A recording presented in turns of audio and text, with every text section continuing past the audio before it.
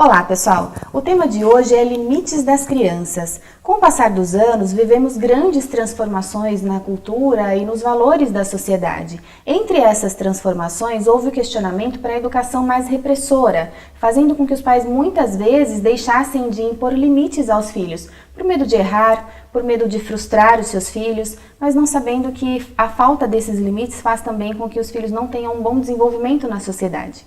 E quem está aqui para falar com a gente sobre isso são as psicólogas Sandra Assunção Arthur e Josiane Ramos Ferreira, que já estiveram aqui no Entre Linhas e hoje estão aqui para falar com a gente sobre esse assunto tão importante. Gente, obrigada por vocês estarem aqui mais uma vez, é um prazer ter vocês aqui. Obrigada, nós que agradecemos, não é, Sandra? Sim, é um prazer estar com você, Sandra. Igualmente, Josi. Que bom, gente, é um assunto muito importante, não é? A gente tem notado no decorrer do tempo, com tantas mudanças na sociedade, que os pais muitas vezes acabam esquecendo um pouco de colocar esses limites nos filhos, não é? Com essas mudanças na educação. Eu queria que vocês comentassem um pouquinho sobre essas transformações que ocorreram ao longo do tempo. Quando você fala sobre isso, Priscila, eu pensei muito na educação tradicional, que foi antes de 1960, né? Nos meados aí, 1959, 60, onde era uma educação tradicional. É muito interessante quando eu atendo pessoas de mais idade no consultório, eles me contam muito, é muito comum dizer, naquela época meu pai só me olhava e daí eu já entendi o que ele queria dizer. Ou a minha mãe também só me olhava, não deixava eu ficar junto com os adultos, né? A criança tinha que ficar escondida num canto. E hoje é diferente, né? Hoje a gente vê que os pais, eles perderam um pouco essa autoridade. Não quer dizer que aquele olhar, aquela autoridade fosse tão bom, porque também tinha uma violência, tinha um não contato com a criança. Eles falam muito isso no consultório também, né? O aconchego, o carinho, esse amor, eles não viveram como filhos, porque era uma educação mais rígida, mais autoritária, né? Tudo era determinado naquela época. O pai sabia qual era o papel dele, a mãe também, a professora também, era tudo muito bem estabelecido. E eles naquela época, eles tinham já conceitos muito próprios. Eu lembrei de uma situação aqui, se a avó estava fritando um bolinho e a criança chegava e comia um bolinho pronto, ela ficava brava, porque os outros iam murchar. E se a criança falava, não, mas eu comi esse, não comi aquele lá, por que vai murchar? Ah, você está querendo saber mais que eu? Vai murchar e pronto, acabou. Não tinha questionamento, não havia questionamento, Aquela né? questão assim, manda quem pode, obedece quem tem juízo. Então, até na escola as crianças se escreviam com a mão esquerda, elas apanhavam para escrever com a direita. Era uma coisa assim muito rígida, muito pré-estabelecida. Então as crianças já sabiam para onde iam, os pais também. Hoje já não, né? Hoje as crianças ganharam mais autonomia, os pais perderam a autoridade. Nós como pais temos que rever nossa posição, porque a gente se perdeu nesse caminho. Querendo fazer uma educação muito diferente, a gente acabou perdendo a autoridade. Então naquela época era uma autoridade grande, a autonomia dos filhos pequena. Agora a autonomia está grande e a autoridade está pequena. A gente precisa resgatar essa autoridade e saber que disciplina e amor tem que caminhar junto. Nem só disciplina e nem só amor. É muito comum hoje os pais falarem, eu dou muito amor, dou muito carinho, dou muita atenção, mas não fala tanto do limite, da disciplina, porque eles ficam com dó, com medo de traumatizar a criança. Exatamente. E a disciplina, o limite, é um ato de amor. É interessante pensar nesse limiar agora, porque antes a criança ela tinha que obedecer, né? Era aquela educação que tinha que obedecer. E não se falava tanto em autonomia. Se a gente for pesquisar historicamente, nos quadros as crianças não eram representadas como crianças. Nas pinturas elas eram vistas como mini-adultos.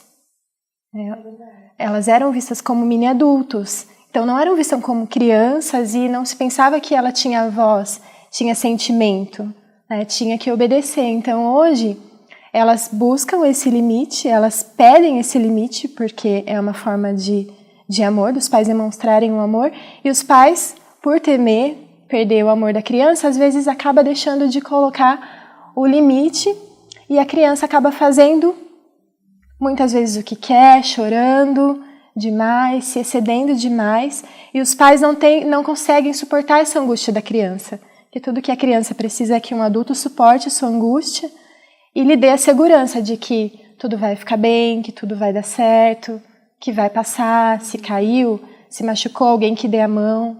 É essa segurança que eles precisam e às vezes falta. E chega na escola, os professores também acabam se perdendo, tanto os pais quanto os professores.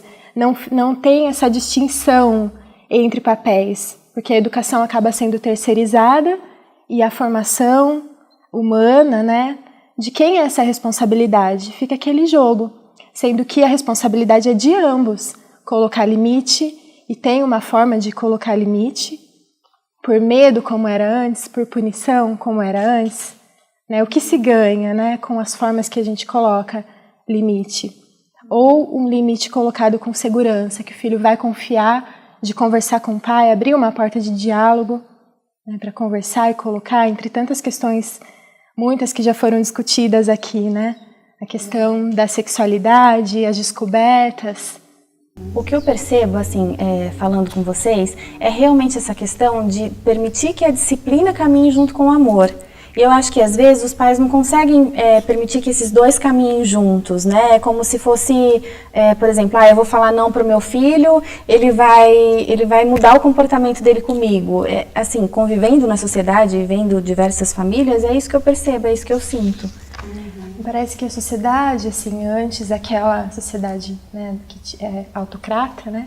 Que é daí que vem a inspiração tanto para os pais, quanto também para a escola, né, que vem aí do militarismo, né, essa educação que vem com essas influências do militarismo, tanto nós vemos no nosso modelo escolar, Sim. Um modelo que se construa a autonomia, que seja uma educação democrática, que dê voz para essa criança também, porque ela também participa. E a autonomia das crianças é uma coisa muito importante, que a Sandra está falando, né? Porque realmente eles sentem que eles têm um lugar, que eles têm voz. Agora, o que eu vejo muito hoje é que os pais, ou por cansaço, ou por muito trabalho, por não ter tempo, eles acabam deixando que a criança tenha essa autonomia e confia muito na autonomia da criança. E ela não é madura para tomar várias decisões. Tantas responsabilidades, não é? E o cansaço, eu acho que é algo que os pais sentem muito hoje. Né, o trabalho, como que a nossa sociedade se organizou. Esses dias eu vi uma mãe descendo na porta da escola com a mochila de um, a mochila de outro, segurando um, segurando o outro. Eu falei assim, meu Deus do céu, todo dia, né? E tem que fazer o lanche. Todo dia a mesma coisa, não é? Vai chegar o final de semana, ai meu Deus, vamos ter 2 dias para descansar. O cansaço eu acho algo muito importante que tem a ver com a dificuldade dos pais colocarem limite e deixam muito as crianças acreditando muito na autonomia deles, dando graças a Deus que eles estão autônomos, só que eles não têm a maturidade, né? Então a gente precisa filtrar toda vez. E a tecnologia também entrou como uma forma, tá lá no computador, no celular, no tablet, né? E enquanto isso eu vou fazendo outras coisas, né?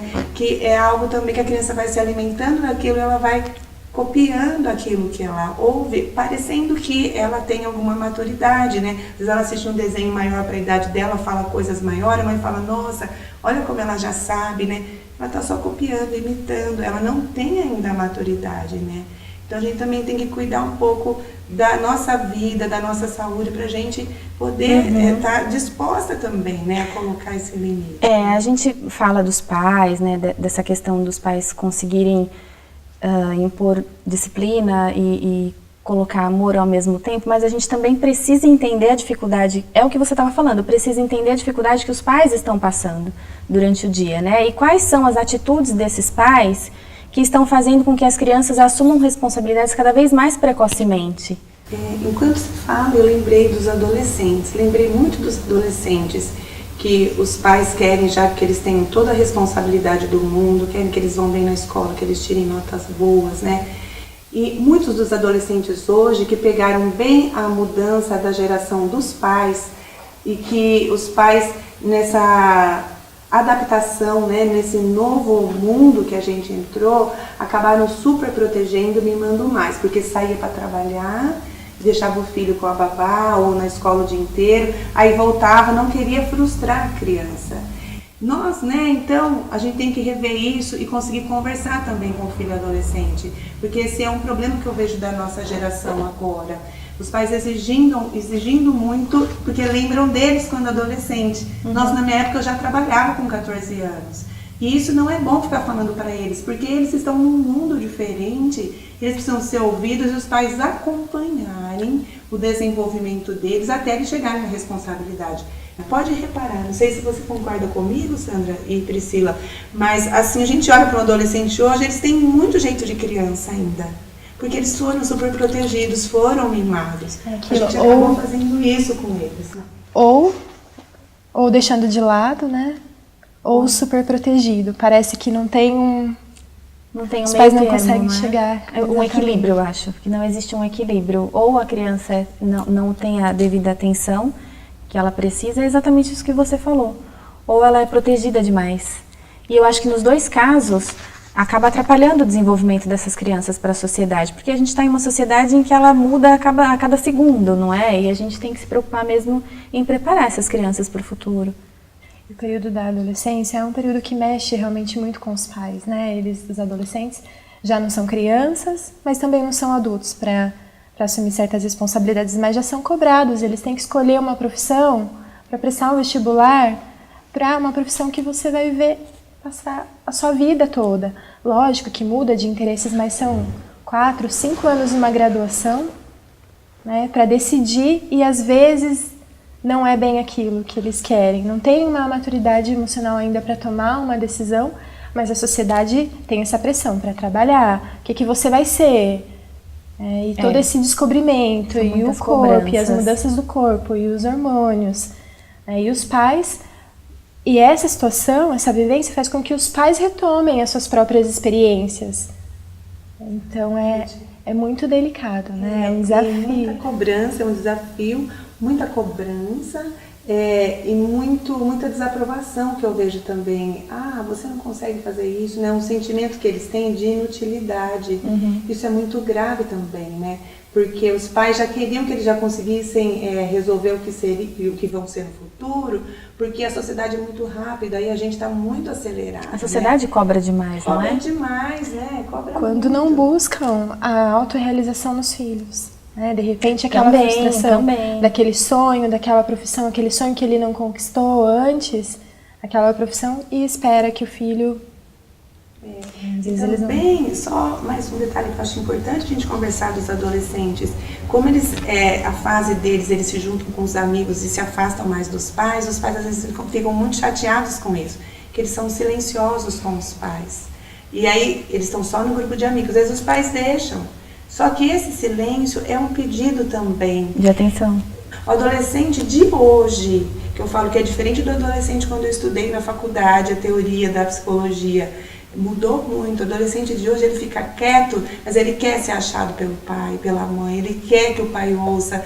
E na hora que vai ouvir, o pai vai ver que ele está num corpo grande, mas ele está muito infantil, por ele ter sido mimado, sobreprotegido, ou até na questão do abandono pode ser também, né? Então, a dificuldade de lidar com frustração é algo que a gente tem que trabalhar, os pais têm que ajudar a entender e dar a mão para o filho e caminhar junto com ele. E abrir esse espaço, porque como falar dessa dor, como falar desse sentimento para numa família ou numa escola que não foi construído, né, essa relação não foi construída numa democracia, não se abriu espaço para a democracia, onde o aluno também tem voz, onde o filho também tem voz. Exatamente.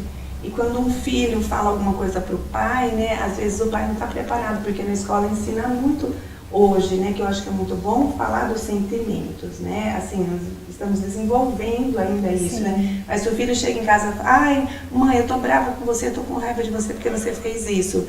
Às vezes a mãe fala, meu Deus, meu filho, você não pode falar isso comigo de jeito nenhum, quem falou pra você falar isso comigo? Porque com meu pai não era assim. Porque com meu pai não era assim, eu não podia falar nada com meu pai. Essa história de falar com meu pai não era assim, e trazer pra realidade de hoje, não funciona, porque pra eles não vão... Eles não estão nessa geração. Eles não viveram, né, naquela época. Eles estão vivendo agora, né? Nós que temos que nos adaptar nesse mundo, não são eles que têm que adaptar o nosso mundo, né? É verdade, é verdade. Eles têm essa necessidade de serem compreendidos. têm essa necessidade enorme de serem compreendidos. A gente tem a impressão, especialmente nos adolescentes, que eles já estão com tudo resolvido, é um grande engano, né? E muito importante também os pais saberem que o desenvolvimento humano tem as suas fases, né? Às vezes eu vejo muito mãe falar de filho com 3 anos, 4. Meu Deus, não me obedece de jeito nenhum, não consigo colocar limite, não consigo falar nada, que nada resolve. Quando a gente olha a linha do desenvolvimento, dos 3 aos 4, 4,5, é a época que eles estão integrando a agressividade e eles não obedecem mesmo. Se ele tá com uma fubequinha no gato, a mãe fala, não é para atacar. Ele vai atacar todas que ele tá na mão. Ele não vai falar assim, ai, desculpa, não tem a culpa ainda, né? Então, às vezes a mãe também fica muito frustrada porque ela tá tentando colocar. Mas nessa idade é a idade mais difícil. Então a gente tem que conhecer também um pouco do desenvolvimento para a gente não se achar a pior mãe do mundo quando a gente não consegue pôr um limite numa criança nessa faixa de idade. Depois já modifica. E a criança não obedece nessa fase, então, pelo fato de descoberta, o que seria? Porque eles não aceitam? E eu falo isso baseado numa linha que eu trabalho, que é a linha do Winnicott, né? Que ele fala algo muito interessante, que nessa fase a criança está integrando a agressividade, então ela está testando a força dela.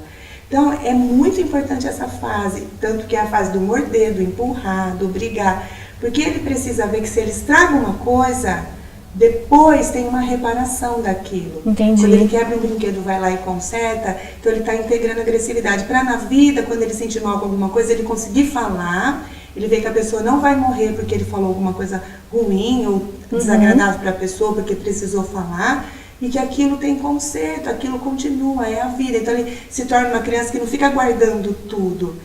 Quando ele não obedece, a mãe tem que ter paciência, saber que essa fase vai passar e que ele, às vezes a professora fala, tá mordendo, a mãe fica arrasada, tá mordendo os amiguinhos na escola. Mas é natural essa fase, tem que dizer que não pode e tal, mas só que nessa fase é a fase de integrar a agressividade, ele está testando a força, né?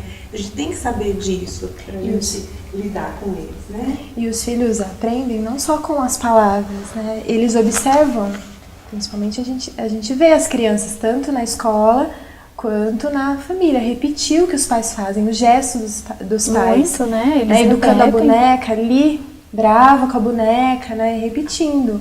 Então, assim, e quando os pais têm que lidar com essa frustração de não ser atendido em suas expectativas, de que o filho pare de morder, de que o filho obedeça. Então, aí volta naquela questão, os pais aprenderem a lidar com essa frustração, porque é um modelo para o filho também, de como lidar com a sua própria frustração, né? Os pais às vezes não estão conseguindo lidar nem com as deles. Nem com a própria. Que não é fácil, realmente, é muito difícil.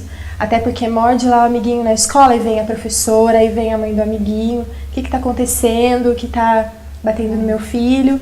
Mas aí volta a questão da democracia, a importância do diálogo. E aí vem também essa questão da professora falar, porque o seu filho mordeu o coleguinha. E eu penso assim, como você disse que é uma fase de conhecimento da criança, a professora também precisa ter conhecimento sobre essa fase, não certeza. E não trazer isso simplesmente como um problema para a mãe, o que causa frustração. E quando a mãe entende assim, meu filho está mordendo, quem que ensinou isso para ele? Meu Deus do céu, que ninguém morde. Ele é sem educação, o que está acontecendo com meu filho? Ela começa a ficar desesperada como se isso fosse um erro. E isso não é um erro.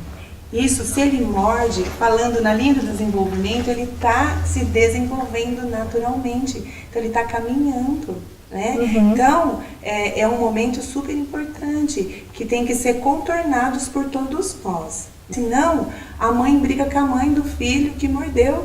Quem mandou seu filho morder o meu? Gera um outro problema. Por falta de conhecimento. A gente precisa se informar, conhecer. Numa época de tanta informação, né, a gente precisa se concentrar e realmente entender, né, que hoje tem muita informação, mas a gente fica com muitas coisas ao mesmo tempo. A gente tem que realmente entender, especialmente quando o assunto é a educação de filhos, né? É verdade. A importância de abrir um diálogo, trazer esses pais, retomando o que a Josiane falou, trazer esses pais, abrir esse canal de diálogo entre pai e aluno. Porque é muito importante essa colocação que você fez, Priscila, porque às vezes os pais, os professores, aliás, têm muito a dizer sobre o filho. Imagina que aquela criança passa, na maioria das vezes, a maior parte do tempo na escola. O professor quem acompanha, não é? Quem acompanha. acompanha. É o professor que vai lidar com as frustrações, é o professor que vai acolher muitas vezes a angústia, que vai perceber que aquele adolescente está passando por um sofrimento além do esperado, né? Porque existe sofrimento nas adolescentes. São muitos lutos, são muitas mudanças e às vezes não acontece no mesmo ritmo, né? Não acontece porque cada pessoa se desenvolve de uma forma e existem as comparações, enfim, são muitos desafios e os pais precisam saber o que acontece na escola e também a escola ter essa conversa com esse pai. E a gente pode falar. Não, pode falar. A gente não achar também que as crianças de hoje, é que eu ouço muito falar assim, nossa, eles são muito espertos, né? Na verdade, nós estamos numa geração de muitos estímulos, não é? Mas o cérebro da criança, do adolescente, né, ele tem as mesmas funções. Nós somos uma sociedade muito estimulada, mas a gente precisa ajudá-los também a ter foco. Eu acho que isso é uma questão que a gente tem que tomar muito cuidado. Elas ficam muito estimuladas também, quando está muito no tablet, no celular, né? E daí vai dando uma impressão que são crianças mais capazes do que as crianças de antigamente. Elas têm mais estímulos e a gente tem que tomar cuidado, porque super estimuladas, elas ficam muito ansiosas. Então nós estamos numa geração de muitas crianças e adolescentes ansiosos. Com ansiedade. Porque eles precisam conseguir focar, eu acho isso uma coisa importante também. Com certeza. E, gente, diante de tudo que nós conversamos, a questão do limite, da disciplina, da atenção, do amor, como mudar esse cenário que nós estamos vivendo hoje? Porque hoje a gente sabe que o que a gente mais vê é realmente a falta de limite, né? E muitas crianças com excesso de responsabilidade sobre si. Como mudar esse cenário? Uma coisa muito boa que está acontecendo é a escola de paz, né? A escola de paz ela existe desde 1968, eu sou voluntária lá, a gente vai até as escolas e a gente chama os pais para eles participarem de palestra, para a gente ter esse bate-papo, que eu acredito que é nesse caminho que a gente vai conseguir mudar esse cenário. Quando a gente está junto com outros pais, divide as nossas angústias, sai daquele lugar, eu consigo tudo, eu sei fazer, não. Quando na realidade não sabe fazer tudo, porque não é? Porque a nossa sociedade está competitiva e ninguém pode falar que não sabe. Todo mundo fica bravo, né? Se alguém chega e corrige, a pessoa fica brava. Não, é meu filho, eu faço do jeito que eu quero. Então a gente tem que falar, nossa, eu acho que eu estou errando mesmo. E como eu vou fazer para mudar? Conversando com outros pais, que nem a escola de pais é uma oportunidade. Mas tem a escola de pais, mas tem outros grupos. Hoje em dia, né, Sandra, os psicólogos eles têm se organizado muito para fazer grupos de pais, para trocar ideia, para conversar e ver que nós temos que se adaptar nessa geração. Coisa que é certa para essa geração. A autoridade tem que ser resgatada e nós temos que permitir a autonomia, mas nós temos que ser maiores que os nossos filhos e não gerar tanta expectativa em cima deles. Acompanhar o processo natural, não superestimular, porque a sociedade já é muito estimuladora, né? Então, nesses encontros eu acho que a gente consegue muita coisa, a gente vai conseguir, eu tenho essa esperança de educar nossas crianças de hoje. Legal, Josi. Hoje tem outras ações também na escola que vem falar dessa forma democrática, né? As assembleias, que também são adultos ali que participam junto com os alunos para ajudar nesse equilíbrio, né? Para compreender, para resolver os conflitos, as situações que surgem, a justiça restaurativa, que também vem como não só uma forma de ajudar a lidar com os conflitos, mas uma maneira preventiva, abrir espaço. Que é um trabalho muito bacana que a gente vai falar aqui. E pretende trazer paz, né, também, unir, né, os interessados. Então, os pais, a escola no geral, professores, direção, todos os envolvidos. É resgatar esse humano, né, que está ali. Eu gosto de falar que a mesma criança que está no nosso consultório é aquela criança que está na escola, é aquela criança que brinca na rua, nem tanto hoje em dia, mas que brinca, que tá nos parques, que está com os filhos, que tá... Então é o mesmo humano, estamos falando de humano. A gente resgatar as brincadeiras também, né, Sandra? Isso também é muito importante, não é? Elas se perderam com o tempo, com o passar dos tempos, né? A brincadeira, ela tem um papel fundamental. A criança, ela vai aprendendo a brincar como se organizar nesse mundo, como lidar com os conflitos, o ganhar, o perder. Então, ali que ela começa já a antecipar situações que ela vai viver na vida adulta. Então, é importante o adulto brincar junto com essa criança, orientar também. Tem crianças que aparecem no consultório com atraso na fala, atraso motor porque não corre, não brinca. Então precisa brincar, né? A criança precisa brincar e deixar um pouco a tecnologia, não é? Aprender também os limites, né, que fazer, mas também precisa brincar para ter um desenvolvimento mais sadio, para crescer de uma forma mais segura, ser um adulto seguro, para no futuro também conseguir fazer suas decisões de uma forma mais ponderada. Isso. É verdade, eu acho que essa troca de experiências, né, que vocês comentaram, é muito importante mesmo entre os pais. Eu acho que a troca pessoal, da gente conversar e trocar as experiências, é fundamental. É verdade. Gente, a gente precisa encerrar por aqui, mas eu acho que o nosso bate-papo foi ótimo. Com certeza ajudou muitas famílias aí em casa. Espero que nós tenhamos ajudado. E eu agradeço muito pela participação de vocês. Obrigada, viu? Eu que agradeço, foi um prazer. Foi um prazer. Eu espero poder receber vocês mais vezes aqui. Obrigada. Pessoal, obrigada. Espero ter ajudado aí as famílias que estão nos assistindo. E continue mandando as sugestões de vocês. Obrigada e até semana que vem.